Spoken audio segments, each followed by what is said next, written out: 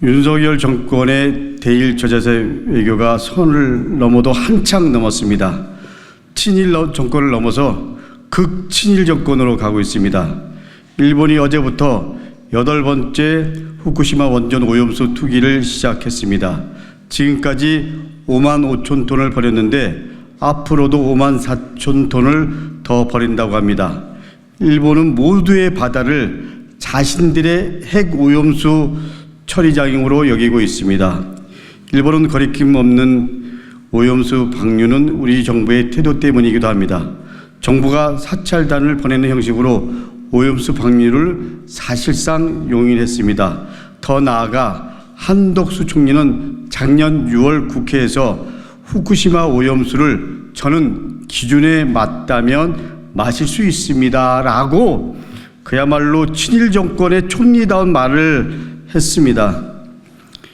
일본 총리인지 대한민국 총리인지 답답합니다. 윤석열 정부는 오염 인자의 무해성이 최종 증명될 때까지 적절한 조치와 시책을 마련해야 한다는 환경보건법의 기본 이념을 무시하면서까지 일본의 오염수 투기를 옹호해 줬습니다.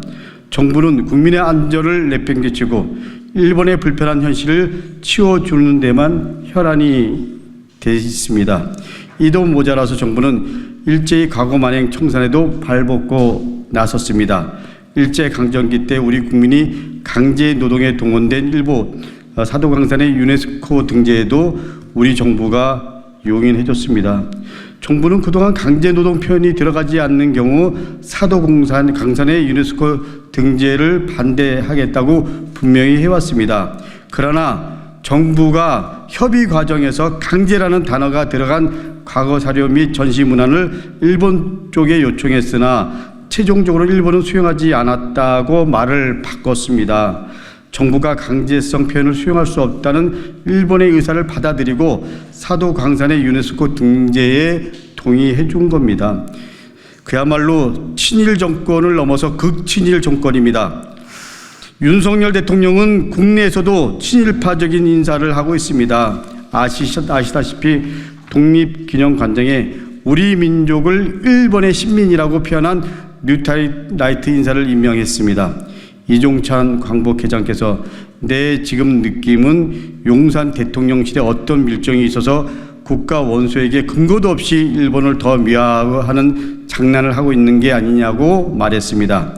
윤석열 대통령은 2022년 11월 위안부 피해자라는 말은 옳지 않다. 그들은 직업으로서 매춘부였다고 말한 아소다로 전 총리를 비공개로 만났습니다. 당시 일본 교토통신은 아소 전 총리와 윤 대통령이 일제 강제 동원 노동자 문제로 악화된 양국 관계를 복원하기 위한 의견을 교환한 것으로 안다 보인다 이런 보도를 했습니다. 실제로 강제동원 피해 배상은 일본 가해기업 직접 변제가 아닌 제3자 변제 방식으로 진행되고 있습니다. 이러하니 국민은 그 밀정이 따로 있는 것이 아니라 윤석열 대통령이 밀정이 아닌가라는 의심을 가질 수밖에 없습니다. 밀정인지 아닌지 윤석열 대통령이 휴가 갔다 오는 대로 증명해야 됩니다. 다시 한번 윤석열 대통령께 분명히 말씀드립니다. 친일 정권이 아니고 극친일 정권의 모습을 보이고 있는 윤석열 정권 국민의 분노의 인게이지가 거의 임계점을 넘어서고 있습니다.